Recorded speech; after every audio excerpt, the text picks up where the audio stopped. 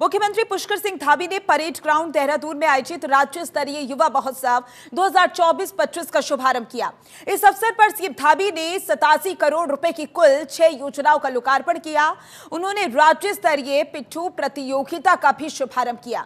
इसके साथ ही राष्ट्रीय खेलों के लिए national games Uttarakhand volunteer portal का शुभारंभ भी सीएम धामी ने किया। मुख्यमंत्री ने कहा, इस वर्ष युवा महोत्सव का आयोजन innovation in science and technology theme के तहत किया जा रहा है। हमारे युवा नवीनतम तकनीकों को सीखने के साथ ही अपने को विकसित करने में सक्षम होंगे। महोत्सव में स्पोर्ट्स साइंस जैसे नवाचार पर विशेष फोकस किया गया है, जो हमारे खिलाड़ियों को आगामी राष्ट्रीय खेलों में पदक तालिका में उत्कृष्ट स्थान प्राप्त करने में सहायक सिद्ध होगा। उन्होंने कहा, हमारे राज्य को 38वें राष्ट्रीय खेलों की मेजबानी का अवसर प्राप्त हुआ है, जो सभी के लिए गर्व का विषय है।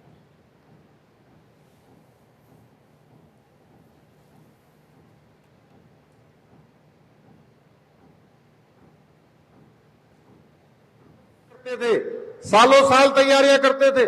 उनके माता पिता अपने खर्चे कम करके, अपने दैनिक जीवन की जरूरतों को कम करके, उनको बिल्कुल मिनिमाइज करके अपने बच्चों को पढ़ाने के लिए भेजते थे, उनकी तैयारियां करवाते थे। लेकिन जब रिजल्ट आता था तो जो तैयारी करते थे, जिनके अंदर प्रतिभा होती थी, क्षमता होती थी, उनका कहीं कोई चयन में नंबर नहीं आता था। चयन में नंबर उनका आता था जो नकल माफियाओं के साथ साठ-गांठ करते थे। भाइयों बहनों, हमने इस प्रथा को तोड़ा है, हमने इस अपराध को समाप्त करने का काम किया है और 100 नकल माफियाओं को आज जेल की सलाखों के पीछे भेजा है। और एक देश का, आज हमारे आदरणीय प्रधानमंत्री जी ने भी हमारा प्रोत्साहन किया। उन्होंने कहा कि उत्तराखंड का जो नकल विरोधी कानून है, आज वो पूरे देश के अंदर एक आदर्श के रूप में, एक आज उदाहरण के रूप में प्रस्तुत किया जा रहा है। और यह एक ऐसा उदाहरण है जिसके लागू होने के बाद 18,500 युवा नौजवानों को आज पारदर्शिता के आधार पर चयन का अवसर मिला है। रजत जयंती के अवसर पर मैं समस्त प्रदेशवासियों को बहुत शुभकामना देती हूँ और बेहद खुशी की बात है कि आज ही के दिन से, यानी कि 9 नवंबर से, जिस दिन हमारी रजत जयंती है, उसी दिन से युवा महोत्सव की भी शुरुआत हो रही है, जिसका कि माननीय मुख्यमंत्री जी ने अपने कर कमलों से शुरुआत कर दी है। निश्चित रूप से ये युवा महोत्सव 9 तारीख की शाम से लेकर 14 तारीख तक लगातार संचालित रहेगा। इसमें अधिक से अधिक युवाओं का प्रतिभाग रहेगा। इसमें विभिन्न प्रकार की खेल प्रतियोगिताएं हैं, इसमें विभिन्न प्रकार के सांस्कृतिक कार्यक्रम हैं, हमारे नए युवक मंगल दल, महिला मंगल दलों का प्रतिभाग है और मैं समझती हूँ कि बड़े बड़े महानुभाव भी यहाँ पे जो है अपनी सांस्कृतिक प्रस्तुतियाँ देंगे। इसके साथ ही बड़े बड़े स्पोर्ट्स प्लेयर्स को भी हम लोगों ने आमंत्रित करा है, तो एक भव्य कार्यक्रम होने तो वही देहरादून प्रदेश में यूसीसी के क्रियान्वयन के लिए होगी समिति गठित। 4 सदस्यीय समिति का गठन होगा। प्रशिक्षण कार्य योजना का मार्गदर्शन करेगी समिति। पोर्टल परामर्श के लिए भी मार्गदर्शन करेगी समिति। पूर्व आईएएस शत्रुघ्न सिंह अध्यक्षता में समिति बनेगी। बड़ी जानकारी आप तक पहुंचा रही है, जहां आपको बता दें 4 सदस्यीय समिति का गठन होगा। ये बड़ी जानकारी आपकी टीवी स्क्रीन पर। प्रशिक्षण कार्य योजना का मार्गदर्शन समिति करेगी। इसी के साथ पोर्टल परामर्श के लिए भी मार्गदर्शन समिति करने वाली है। ये बड़ी जानकारी लगातार आप तक पहुंचा रहे हैं। इसी को लेकर समिति का गठन किया गया है। पूर्व आईएएस शत्रुघ्न सिंह अध्यक्षता में करेंगे और इसी के साथ प्रदेश में यूसीसी के क्रियान्वयन के लिए भी लगातार काम किए जा रहे हैं। 4 सदस्यीय समिति का गठन भी होगा, जिसको लेकर तैयारियां पूरी हो चुकी हैं। प्रशिक्षण कार्य योजना का जो मार्गदर्शन है वो समिति करेगी। ऐसे में पोर्टल परामर्श के लिए भी मार्गदर्शन समिति ही करेगी। तो पूर्व आईएएस शत्रुघ्न सिंह अध्यक्षता में समिति बनने वाली है, जिसको लेकर तैयारियां पूरी हो चुकी हैं। और इसी पर ज्यादा जानकारी के लिए हमारे संवाददाता हरीश खडेड़ा हमारे साथ जुड़ चुके हैं। हरीश, क्योंकि प्रदेश में यूसीसी के क्रियान्वयन के लिए समिति का गठन किया जा रहा है, ऐसे में इस समिति में कितने सदस्य होंगे और कितना फायदा इस समिति के जरिए मिलेगा? देखिए माधुरी, जिस तरह से यूसीसी को लेकर के मुख्यमंत्री ने कहा है कि यूसीसी प्रदेश में जल्द लागू होगा, इसको लेकर के जो एक समिति है उसका गठन किया जा रहा है और इसमें 4 सदस्य होंगे और जो पूर्व जो आईएएस हैं उनकी अध्यक्षता में जो शत्रुघ्न सिंह हैं उनकी अध्यक्षता में समिति का गठन किया जाएगा। उसके बाद इस पर एक पोर्टल भी बनाया जाएगा और साथ ही साथ सभी लोगों से जो क्योंकि अब तमाम जो कर्मचारी हैं उनको इसकी ट्रेनिंग भी दी जानी है, तो उसको ही इसमें शामिल किया जा रहा है जी। बिल्कुल हरीश, और कहीं ना कहीं यूसीसी को लागू करने के लिए उत्तराखंड में लगातार काम किए जा रहे हैं। हमने देखा था कि लोगों से परामर्श भी लिए गए थे। ऐसे में 4 सदस्यीय समिति का जो गठन किया जा रहा है, जाहिर सी बात है ये मार्गदर्शन भी करेगी। प्रशिक्षण कार्य योजना, इसके बारे में बताइएगा विस्तार से। देखिए, जो समिति का जो काम है तौर पर किया जाना है और उसके जरिए जो तमाम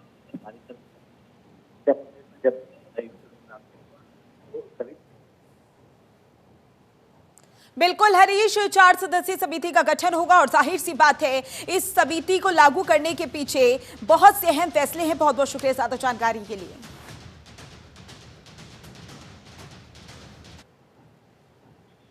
वहीं केदारनाथ विधानसभा उपचुनाव का रण तेज हुआ है। कांग्रेस का दावा, उपचुनाव में जीत की हैट्रिक होगी पूरी। भाजपा नेताओं ने 10 जोला गांव में प्रचार प्रसार किया। प्रदेश अध्यक्ष और नेता प्रतिपक्ष दे रहे हैं चुनाव प्रचार को धार। बड़ी जानकारी आप तक पहुंचा रहे हैं।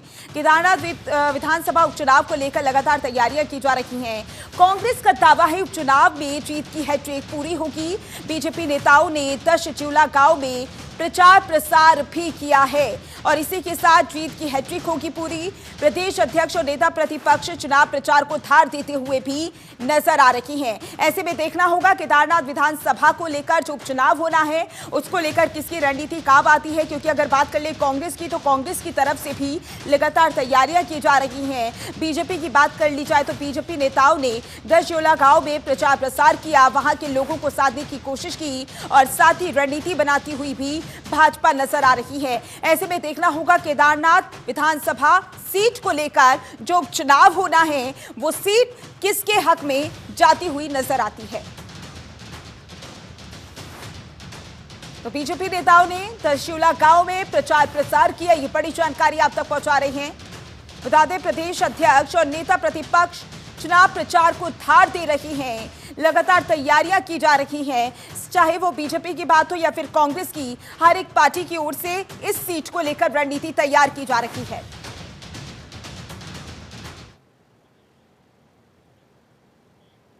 तो वहीं लाल कुआं में निकाय चुनाव को लेकर कांग्रेस ने जिताऊ प्रत्याशी को टिकट दिए जाने को लेकर मंथन किया, जिसमें लाल कुआं नगर पंचायत चुनाव में 13 जिम्मेवारों यानी कि उम्मीदवारों ने चेयरमैन पद के लिए अपनी अपनी दावेदारी पेश की है। इस दौरान कांग्रेस विधायक एवं नैनीताल निकाय चुनावी प्रभारी गोविंद सिंह कुंजवाल ने अंबेडकर पार्क में बैठक आयोजित करते हुए कांग्रेस से चेयरमैन पद की दावेदारी पेश करने वाले प्रत्याशियों से गहन मंथन कर राय शुमारी ली।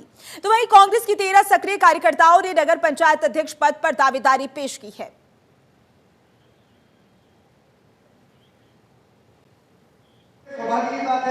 लेकिन मेरी रणनीति कुछ नहीं है। मैं जन्मजात कांग्रेसी हूँ, निष्ठावान कार्यकर्ता हूँ कांग्रेस का आज भी, और मैं ये कोशिश करूंगा कि जिसकी पृष्ठभूमि कांग्रेस की विचारधारा शुरू से आज तक कांग्रेस के प्रति रही हो, जो सक्षम भी हो और काम कर सकता हो, जिसके बारे में अधिकांश लोग बताएंगे भी कि जीत सकता है, और हर स्तर पर हम पहुंचने का प्रयास करेंगे, कोशिश करेंगे हर क्षेत्र में लोगों से, और ऐसा प्रत्याशी आगे भेजेंगे जो इनको टिकट मिल सके। लाल कुआं नगर पालिका के दावेदारों की अभी यहाँ पर हम लोग सूची बना रहे हैं। इससे पहले हम लोगों ने हल्द्वानी महानगर की मीटिंग करी, उससे पहले नैनीताल, भीमताल, भवाली, कालाडूंगी सभी नगर पालिकाओं में जाकर के हमने अपने प्रत्याशी को चयन किया है। और निश्चित रूप से कार्यकर्ताओं के अंदर एक बहुत उत्साह है, बहुत जोश है और कार्यकर्ता बढ़ चढ़ कर इसमें भागीदारी कर रहे हैं। और निश्चित रूप से जैसा मानते हैं कि आज देखिए सरकार जो है वो चाहे वो नगर निगम के चुनाव हो, चाहे वो छात्र संघ के चुनाव हो, चाहे वो किसी प्रकार के चुनाव हो, चाहे सेक्रेटरी के चुनाव हो, वो हर चुनाव को चुकाने से डर रही है। इसका मतलब है कि सरकार जानती है कि उसे जनता के हित में कोई भी काम नहीं किया है। जनता के हितों से हमेशा उन्होंने एक खेल खेला है और जनता उनसे आज निश्चित रूप से पूरी तरीके से रूठी हुई है। तो वहीं लक्सर में बदलते मौसम के कारण अस्पतालों में मरीजों की संख्या लगातार बढ़ रही है। दिन में गर्मी और रात में ठंड बढ़ने के कारण लोगों में बुखार, खांसी, जुकाम और उल्टी जैसी बीमारियां फैल रही हैं। पिछले एक सप्ताह से लगातार अस्पतालों में मरीजों की संख्या बढ़ने के कारण स्वास्थ्य विभाग ने अलर्ट जारी कर दिया है। स्वास्थ्य विभाग की ओर से आशा कार्यकर्ताओं को गांव-गांव जाकर साफ सफाई का विशेष अभियान चलाने का निर्देश दिया गया है ताकि संक्रमण के खतरे को कम किया जा सके। साथ ही समय समय पर फॉगिंग भी की जा रही है। लक्सर में लगातार बुखार के मरीजों की संख्या में वृद्धि के स्वास्थ्य संबंधी चिंताएं बढ़ी हैं। हालांकि स्वास्थ्य विभाग ने अब तक किसी भी मरीज में डेंगू के लक्षण की पुष्टि नहीं की।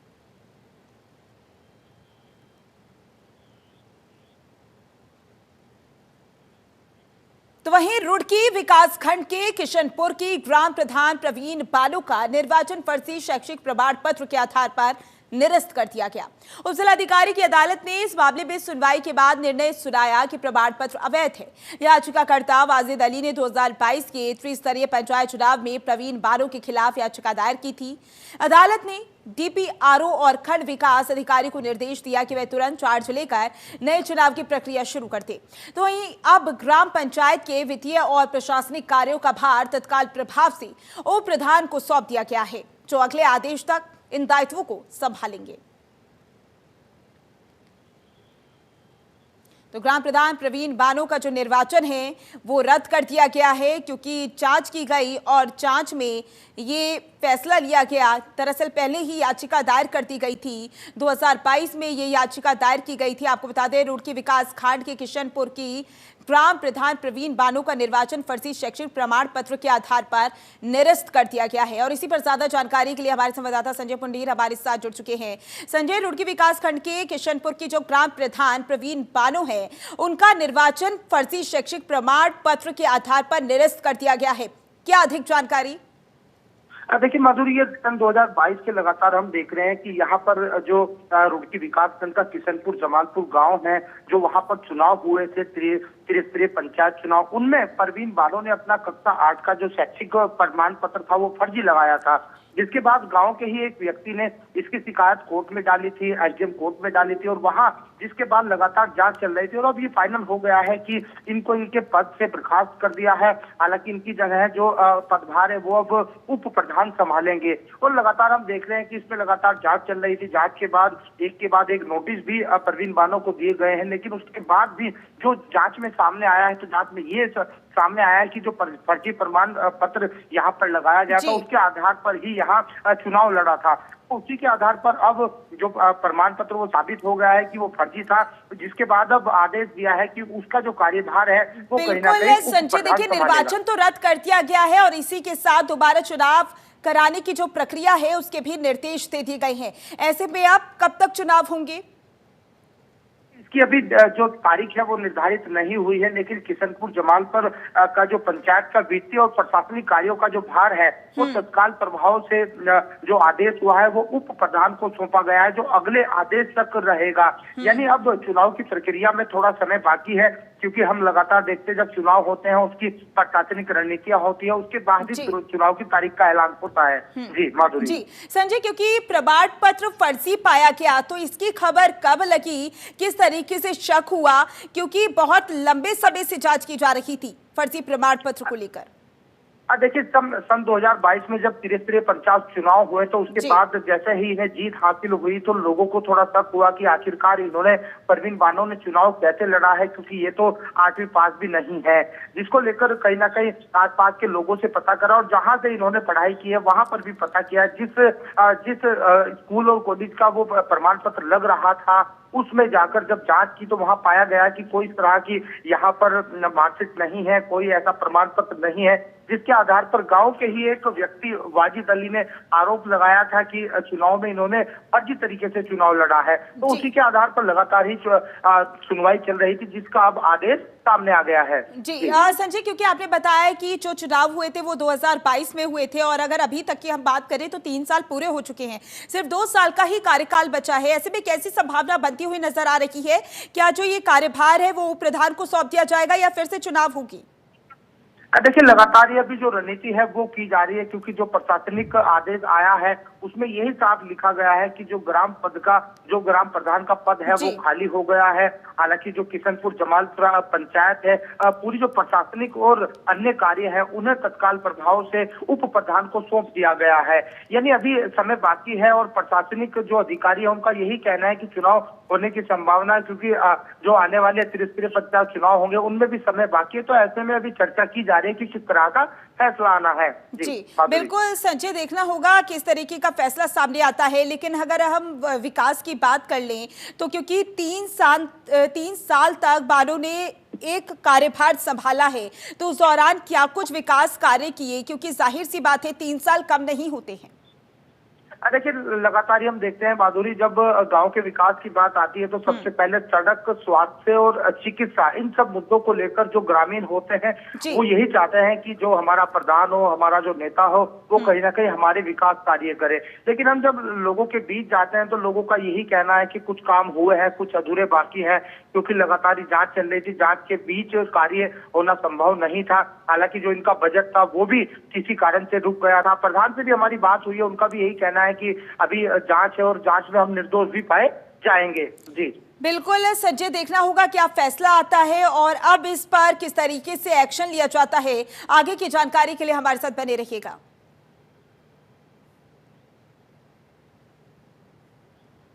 तो वहीं काशीपुर का एलजी भट्ट राजकीय उप जिला चिकित्सालय इस समय चिकित्सकों की भारी कमी से जूझ रहा है। ये बता दें कि इस अस्पताल में डॉक्टर खेमपाल सिंह जो रेडियोलॉजिस्ट थे, इसके साथ ही उनके पास इस अस्पताल का सीएमएस पद भी था, लेकिन वह 4 दिन पूर्व सेवानिवृत्ति हो गए तो रेडियोलॉजिस्ट का पद भी खाली हो गया। इस अस्पताल में फिजिशियन लगभग 8 सालों से नहीं है। इसी के साथ ही नेत्र विभाग भी चिकित्सक की कमी से धूल फाकता नजर आ रहा है। बता दें कि अस्पताल में कभी 400 से 500 ओपीडी रोज होती थी, लेकिन चिकित्सकों की भारी कमी के चलते अब मात्र ओपीडी 10 यानी कि 100 तक ही रह गई है। इस अस्पताल में उत्तर प्रदेश के भी लोग अपना इलाज कराने आते थे, लेकिन चिकित्सकों की कमी के कारण अब लोग दिखाई नहीं देते हैं। सीएमएस पद खाली होने के उपरांत अब ये पद बाल रोग विशेषज्ञ डॉक्टर राजीव पुनेठा को कार्यवाहक के रूप में सौंप दिया गया है। इसी के साथ उनका कहना है कि उनके इस पद को संभालने के बाद पता चला कि यहां पर दवाइयों का काफी टोटा है, जिसको जल्द पूर्ण कर लिया जाएगा।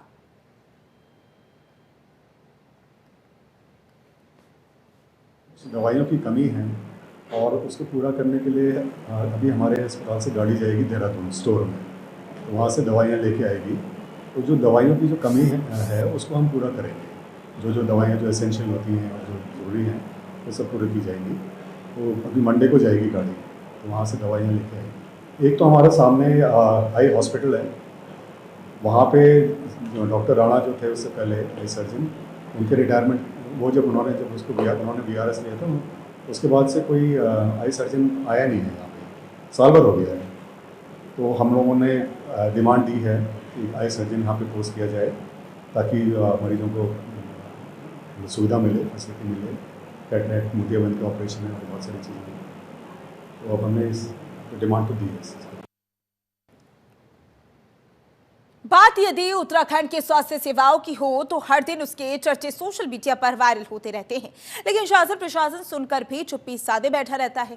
ताजा मामला जनपद पौड़ी कोट ब्लॉक के बसंतपुर सरकारी अस्पताल का है, जिसमें पहले भी कर्मचारियों की ड्यूटी से नदारद होने की शिकायत स्थानीय लोक विभाग व शासन तक कर चुके हैं, लेकिन इन कर्मचारियों पर ना जाने क्यों शासन मेहरबान है।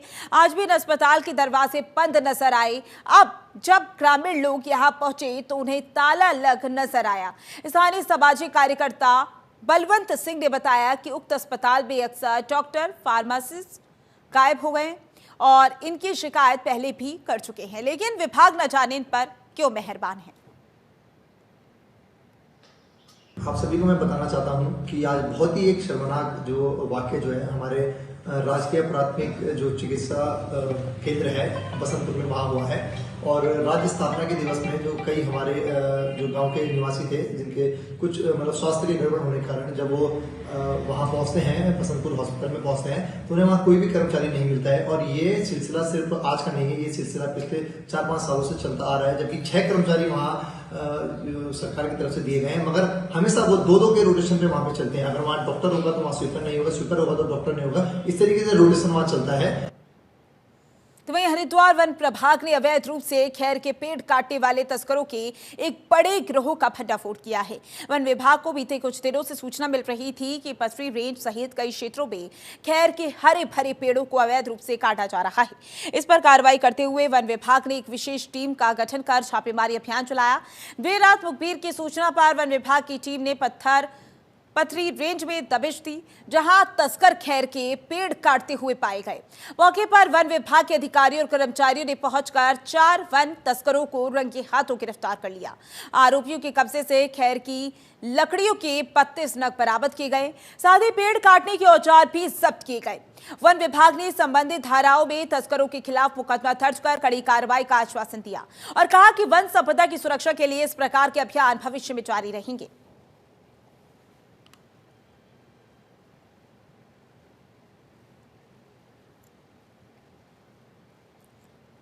तो देखिए, वन विभाग को बड़ी कामयाबी मिली है।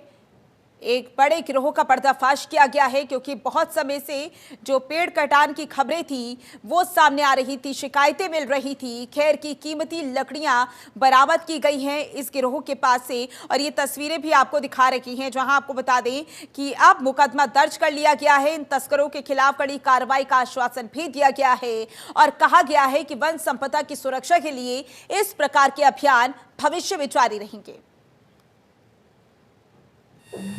उन लोगों की जो है पहचान के लिए टीम को जो है तैनात किया गया और 4 लोगों को कल जो है हमारी टीम द्वारा गिरफ्तार किया गया है।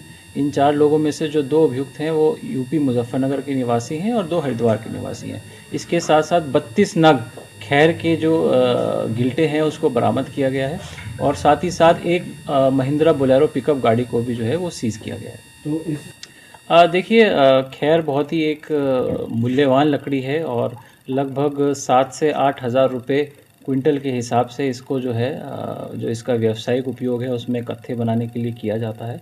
और पूर्व में हमारे यहाँ लक्सर में 2 घटनाएं हुई थी, हमारा रेंज केस नंबर 17 और रेंज केस नंबर 24।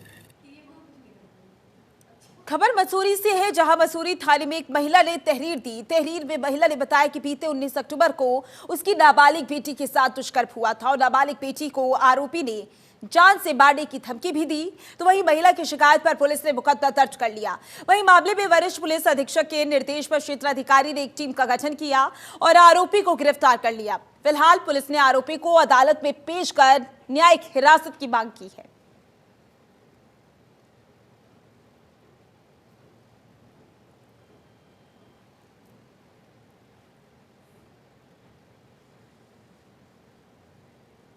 खबर रुड़की से है, जहां क्षेत्र में देर रात एक दुकान में भीषण आग लग गई। आग लगने से आसपास क्षेत्र में हड़कंप मच गया। घटना की जानकारी दमकल विभाग को दी गई। सूचना पर पहुंची दमकल की टीम ने कड़ी मशक्कत के बाद आग पर काबू पाया, जिसके बाद लोगों ने राहत की सांस ली। हालांकि आग लगने से दुकान में रखा सारा सामान जलकर खाक हो गया। बताया गया है कि इस घटना में लाखों रुपए का नुकसान हुआ है। आग लगने के कारणों का पता लगाया जा रहा है।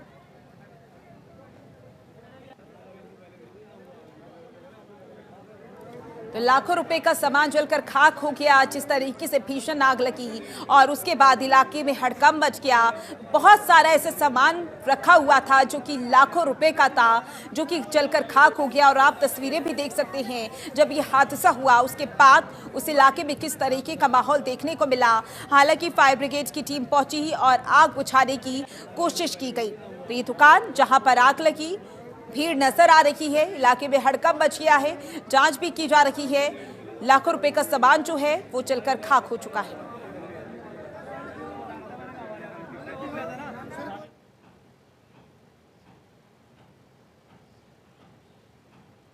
तो वहीं मुख्यमंत्री पुष्कर सिंह धामी के द्वारा प्रदेश की सड़कों को गड्ढा मुक्त करने के निर्देश संबंधित विभाग को दिए गए, लेकिन लोक निर्माण विभाग ने मुख्यमंत्री पुष्कर सिंह धामी के आदेशों का पालन करते हुए नजर नहीं आया। बता दें आपको, भतरौस खान से भिकिया सैंड तक जगह जगह गड्ढे बने हुए हैं। इस मार्ग से रोज सैकड़ों वाहन गुजरते हैं।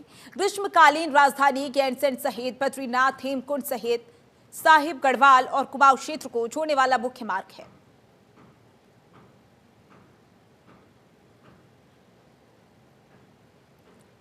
तो मुख्यमंत्री के आदेशों की धज्जियां उड़ती हुई नजर है कि किस तरीके से सड़कें नजर आ रही हैं। तमाम आदेश के बावजूद भी जो गड्ढे हैं वो सड़कों पर नजर आ रहे हैं और ये गड्ढे कितने जानलेवा साबित हो सकते हैं, इन तस्वीरों के माध्यम से आप अंदाजा लगा सकते हैं। हालांकि मुख्यमंत्री पुष्कर सिंह धामी की ओर से आदेश दिए गए थे कि इन गड्ढों को जल्द से जल्द भरा जाए, जो सड़कें हैं उन्हें सुचारू की जाए, लेकिन तस्वीरों के माध्यम से जो आदेशों की धज्जियां हैं वो उड़ती हुई नजर आ रही हैं। ये विभागीय लापरवाही है, जिसमें विभाग ने एक किस्म से कह लीजिए जो है खोखले वादे किए हैं। लोक निर्माण विभाग, रानीखेत की ये सड़क है भतरोज खान में, जो पूरे भतरोज खान से लेके भिक्यासैन वाली रोड है, और उसमें आप गड्ढे देख सकते हैं इस तरीके से हैं कि लोक निर्माण विभाग को कई प्रकार से शिकायतें मुख्यमंत्री पोर्टल पे, लोक निर्माण विभाग के अधिकारियों को फ़ोन पे, लिखित में, व्हाट्सएप पे शिकायतें कर दी गई हैं कि ये गड्ढे जो हैं अभी भी भरे नहीं गए हैं। इससे गाड़ियों को चलने में, आवाजाही करने में, लोगों को कई प्रकार की परेशानियां जो है यहाँ पर देखने को मिल रही हैं। लेकिन लोक निर्माण विभाग अपनी कमीशन खोरी के चलते इस पूरे माननीय मुख्यमंत्री जी के गड्ढा मुक्त अभियान वाला जो सपना है उस पर दुश्वारियां लगा रहा है, उस पर बट्टा लगाने का काम कर रहा है। ना ही विभागीय कर्मचारी किसी आम आदमी की सुन रहा है आज के दिन, ना ही उन्हें गड्ढा मुक्त अभियान से कोई लेना देना है। तो वहीं रानीपुर पुलिस और सीआईयू की टीम ने 2 पहिया वाहन चोरी की वारदातों का खुलासा करते हुए शातिर अपराधों को गिरफ्तार किया। आरोपी की निशानदेही पर अलग अलग जगहों से चोरी की गई 13 मोटरसाइकिलें बरामद की गई। आरोपी 2022 में शिवलिंग नगर में ज्वेलर्स के यहां डकैती में शामिल था। विभिन्न राज्यों में उसके खिलाफ 11 मुकदमे दर्ज है। आरोपी को कोर्ट में पेश करने के बाद जेल भेज दिया गया। वरिष्ठ पुलिस अधीक्षक प्रवींद्र सिंह डोभाल ने बताया कि लगातार 2 पहिया वाहन चोरी के मामले सामने आने पर इस पर रोक और आरोपियों की धरपकड़ के निर्देश दिए गए थे। इसी क्रम में चेकिंग के दौरान आरोपी को गिरफ्तार किया गया।